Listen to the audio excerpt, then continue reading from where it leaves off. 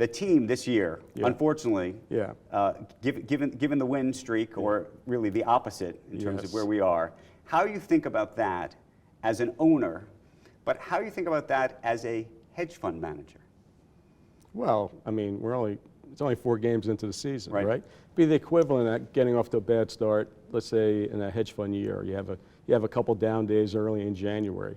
You still got a lot of time left to, do what you normally do. And so, yeah, nobody wants to start 0-4. I mean, but it's early, right? And during the season, you're going to have losing streaks. We just happen to have one at the beginning. So what is this like for you? Now, I mean, your whole life, I think, has fundamentally changed. You're now in the public eye in a way. In the public eye, yeah. That you haven't been. Well, I should say, there's been a shift in the public eye, and now you're actually doing interviews and things, and being more public. How do you feel just about that? It's something that I knew buying the Mets would be much more public, but I enjoy it. I realized I enjoyed it. I had no idea, right? When you sit behind screens for as long as I have, and you're kind of, not necessarily, have to do that type of stuff. And so I actually enjoy it. I actually enjoy interacting with the fans and doing the press conferences, and it's just a stretch for me, something different. And how much of doing what you've done in business is similar or different to this in terms of the analytics, the way you think about, you trade stocks. Yes. If you own a team, you trade players. Right. Is it similar or totally different? I mean, it's different. I mean, people think that I'm not making the decisions. I mean, my baseball people are making the decisions. My job is to, when they need me to support their decision, they come to me and say, this is what I want to do. I've never said no to anything. And so, I mean, we have discussions and we talk about it. But I'm not making, those ideas are not coming from me, and which is totally different than running my hedge fund. My hedge fund, I'm much more involved. Right. But, frankly, in my hedge fund also, we have 200 portfolio managers. I'm not telling them what to do either. Okay, I give them the risk limits and things like that, and I'm always available if they need to discuss anything. So I'm used to operating in a very decentralized way, and I give people a lot of rope. There's big questions about baseball, both the valuations of these teams. You spent a lot of money on yours, and also how much money these teams spend on a given year for players. The different markets, big markets, small markets. Yes. What do you think of the system right now in terms of what's happened in baseball?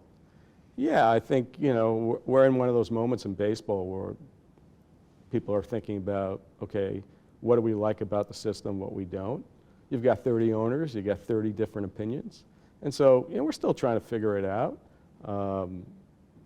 There's no doubt that smaller market clubs aren't crazy about large market clubs spending a lot of money. All within, we're all operating within the rules that baseball sets out. Does money buy winning? I mean, people say money doesn't buy love. Clearly not, okay? Okay, because we tried that. I mean, the real problem is if you're trying to build a team through free agency, that's such a tough place to be, because you're fighting the aging curve. You're buying players based on their previous history, but they're getting older. Right. As they get older, performance over time declines. And so it's a tough place to be. So what you really want to do is develop talent, which is no different than what I do in my hedge fund.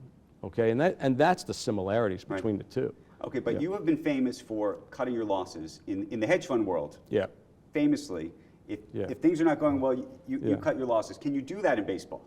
Well, I kind of did it last year, right? You kind of did. That's where the question was going. Yeah, so you're leading me to that question. But yeah, I mean, I looked at it and realized that the team was probably not going to make the playoffs, and even if it did, probably wasn't going to get very far in the playoffs. And so I think at that point we had a 15% chance of making the playoffs. A lot of teams in front of us. It would have been hard to pull off, and so. We had contracts that were, I felt it wasn't going to change in 23 and 24. It probably wouldn't get any better.